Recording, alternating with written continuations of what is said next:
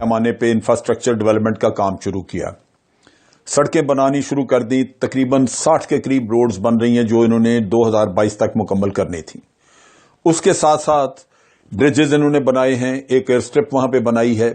इसका मतलब ये है कि चाइना को ये इंडिकेशन मिल गई कि भारत यहां पे एग्रेसिव डिजाइन्स रखता है, अपना बिल्डअप करना चाहता है किसी वक्त के ऊपर। यहां पे एयरक्राफ्ट यहां से ऑपरेट करेंगे, सड़कें बन गई, लिहाजा यहां पे गन्स आ सकेंगी, यहां पे हर तरह का मिलिट्री इक्विपमेंट लाया जा सकेगा।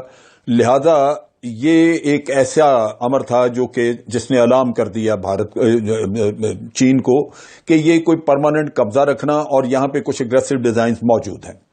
दूसरी तरफ ये है कि ये भी मोदी ने अपनी एक तारीख कायम की कि वो यकतरफा कदम उठाने का आदी है और किसी भी सूरत में वो नताइज की तरफ तवज्जो नहीं देता, बल्कि वो बढ़ता जा रहा है।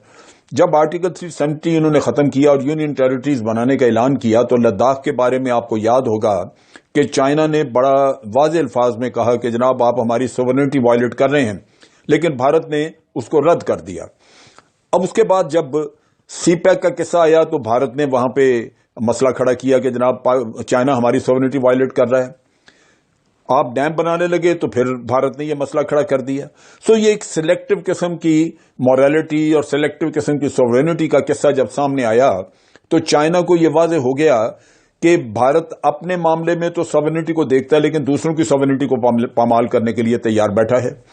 जिस इलाके में चाइनीज आगे आए हैं वहां पे तीसरा जो एक परेशान कुन वहां पे मसला नजर आता था वो ये कि वहां पे तकरीबन 8 किलोमीटर के फासले पे अगर एरियल हम लें वहां से उसको मापें तो तकरीबन 8-9 किलोमीटर के फासले पे कराकोरम हाईवे है जो पाकिस्तान की, जो आप कह लीजिए कि चीन के साथ हमारा बेसिक लिंक है और सीपैक आगे बन रहा है वहां पे। तो इन हालात में चाइना जो यहां पे इतनी बड़ी इन्वेस्टमेंट कर रहा है और एक उसको स्ट्रेटेजिक रास्ता मिल रहा है जो वहां पे अपनी अगर साउथ चाइना सी में उसकी आइसोलेशन हो तो उसको बाहर ओपनिंग आप दे रहे हैं। बिल्कुल सही है। भारत साहब बड़ा इंपॉर्टेंट पॉइंट है, को लाने दें। जन साहब, अमेरिका की मगरब की ख्वाहिश तो बहुत रही गुज़िश्ता 15-20 बरस में 9/11 के बाद से कि हिंदुस्तान एक देव की तरह एक जिन की तरह खड़ा हो जाए चीन के मुकाबले में। लेकिन जो पिछले 20 दिन से जो कुछ हो रहा है इसके बाद तो ये लग रहा है कि हिंदुस्तान में तो इतनी सख्त है ही नहीं। जिस तरह से चीनी धक्का मार रहे हैं हिंदुस्तानियों को, हिंदुस्तानी धक्का खा रहे हैं, इससे तो नहीं लग रहा कि अभी हिंदुस्तान में कोई इतनी सख्त है।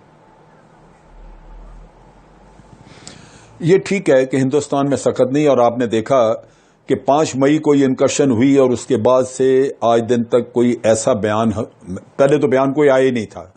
अब उन्होंने जिसका आपने हवाला दिया, कहा कि जनाब हम 1 इंच भी पीछे नहीं हटेंगे। भाई तेरे पीछे हटने का तो किस्सा ही नहीं है, किस्सा तो आगे जाने का, उनको निकालने का, उसकी बात नहीं कर रहे, तो वो तो इनसे होगा नहीं। अब चीज ये है कि इसमें जहां तक सीपैक को स्टॉल करने का चक्कर था या आप गिलगित बल्तिस्तान पे अगर कोई निगाह रखी हुई थी तो उसमें तो अमेरिका की मर्जी शामिल थी। आपको याद होगा कि अमेरिका ने पहले कभी बात नहीं की थी, लेकिन इसके बारे में उन्होंने कहा था कि जनाब ये सीपैक तो गुजर रहा है वहां पे एक मुतनाज़ा इलाके में से। ये आपको जहन में रखना चाहिए कि अमेरिका किसी न किसी शक्ल में इस मामले में इंडिया को सपोर्ट करेगा। Very interesting. लेकिन असल किस्सा ये है कि क्या अमेरिका उसको बाद में यूज कर सकेगा, जहां इंडिया के पांव जो हैं वो लरज़ रहे हैं, वो नहीं कर रहे। इंडिया को वो हिस्सा बनाना चाह रहे थे, न्यूजीलैंड, ऑस्ट्रेलिया और वियतनाम वगैरह के साथ मिलकर जो कोलिशन बना रहे थे उसमें इंडिया को और इंडिया की नेवी बिल्डअप करना चाह रहे थे। मैंने रिसेंट इंटरव्यू सुना जिसमें कि इनके चीफ ऑफ डिफेंस स्टाफ ने कहा कि हमें एयरक्राफ्ट कैरियर्स और बड़ा कुछ अमेरिका बेचना चाहता है, वो हमें देख रहा अपनी नजर से, हमें उसकी जरूरत नहीं। इसका मतलब यह है कि इंडिया ये नहीं चाहता कि वो अमेरिका का आलाकार बन के चाइना के खिलाफ जंग लड़े, क्योंकि चाइना के साथ उनकी सरहदें मिलती हैं। अमेरिका तो दूर बैठा है, असल भुगतने वाले होंगे Indians, so naturally they are very careful. लिहाजा वो अमेरिका से हमायत तो लेना चाहेंगे, लेकिन वो जो कोलिशन बनती नजर आ रही थी जिसमें कि वो उस नेक्सस का हिस्सा लगता था कि बनने जा रहे हैं, वो नहीं बनेंगे। दूसरी तरफ ये है कि पाकिस्तान को चूंकि रशिया की हमायत मिलनी शुरू हो गई, थोड़ा सा पीछे आपको न्यूट्रलाइज करने के लिए उन्होंने कह रहे हैं कि क्या आप ये भी कह रहे हैं कि हिंदुस्तान की तरफ से, क्या आप जन साहब ये भी कह रहे हैं कि हिंदुस्तान की तरफ से जो एक जारहाना एग्रेसिव स्टैंड था सीपैक की तरफ, गिलगित बल्तिस्तान की तरफ, तो चीन के इस एक्शन से चीन ने इनडायरेक्टली हिंदुस्तान की मिलिट्री एस्टैब्लिशमेंट को और पॉलिटिकल एस्टैब्लिशमेंट को एक पैगाम भी दिया है के hands off Gilgit Baltistan and CPEC? ये इसके साथ डॉक्टर साहब जो बड़ा अहम काम उन्होंने किया है, बड़ा अहम काम किया है, वो ये है कि इंडिया अगर ताकत से निकाल नहीं सकता, एरिया को कंटेस्ट कर रहा है, तो उसके पास एक ही ऑप्शन थी कि वो जाए यूनाइटेड नेशन में।